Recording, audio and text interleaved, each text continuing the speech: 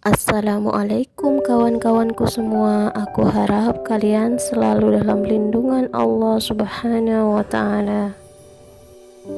Kali ini kita akan masuk pada bagian ketiga.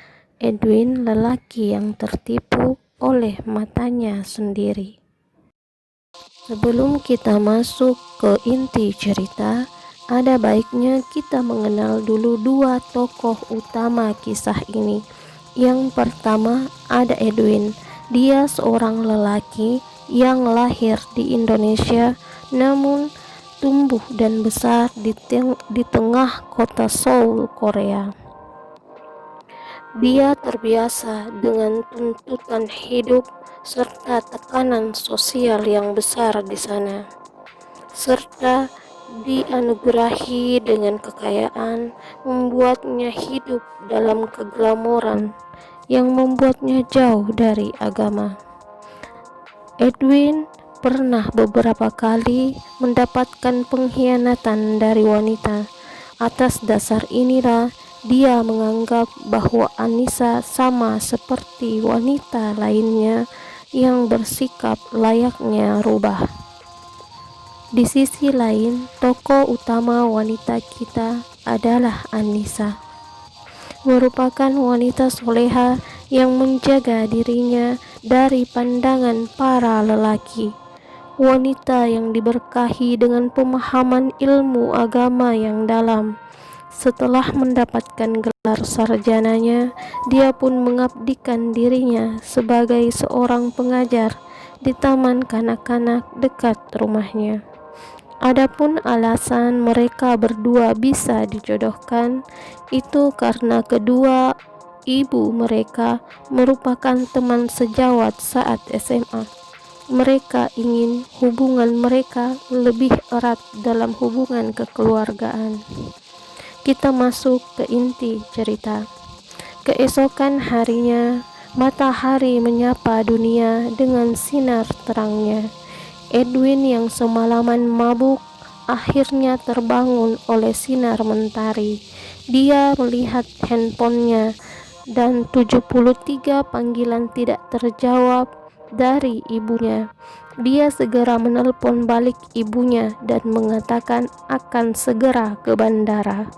Akad nikahnya dilangsungkan sore ini pada pukul 15 WITA waktu Indonesia bagian tengah. Sekarang di Korea masih jam 7 pagi dan di Jakarta masih dini hari sekitar jam 5 subuh. Butuh waktu 7 jam perjalanan hingga sampai di Jakarta. Edwin segera mencari obat hangovernya untuk mengurangi rasa pusing dan mual akibat mabuk beratnya. Di sisi lain, di kota Jakarta, Anissa masih duduk di tempat sholatnya. Dia terbiasa dalam melakukan zikir paginya. Saat sang ibu memanggil namanya, Anissa pun segera membuka pintu kamarnya. Si ibu kaget melihat mata anaknya yang bengkak. Dia langsung memeluk anak kesayangannya itu tanpa berkata apa-apa. Anissa pun memeluk balik ibunya dan berusaha menahan air matanya. Baginya, ini merupakan hari terakhir dia bisa bersama dengan ibunya. Waktu menunjukkan angka 4 sore, namun mempelai pria belum juga datang. Pak penghulu terlihat bingung. Dia kembali melihat jam tangannya, sedang pihak keluarga wanita merasa cemas. Sebuah mobil masuk ke pengarangan rumah Anissa dan Edwin pun keluar dari mobilnya bersama dengan ibunya. Akad nikah pun segera dilangsungkan. Pihak keluarga mempelai pria berbisik kepada keluarga wanita untuk segera membawa mempelai wanitanya ke dalam mobil yang telah disiapkan. Anissa pun memeluk ibunya erat-erat lalu masuk ke dalam mobil. Dan Di balik kain penutup wajahnya, atau biasa juga disebut dengan veil, dia melihat wajah Edwin secara langsung untuk pertama kalinya. Wajah tidurnya itu terlihat sangat tampan di mata Anissa. Tiba-tiba saja mobil mengalami guncangan dan kepala Edwin jatuh ke pangkuan Anissa. Guncangan selanjutnya membuat kepala Edwin terguling ke bawah.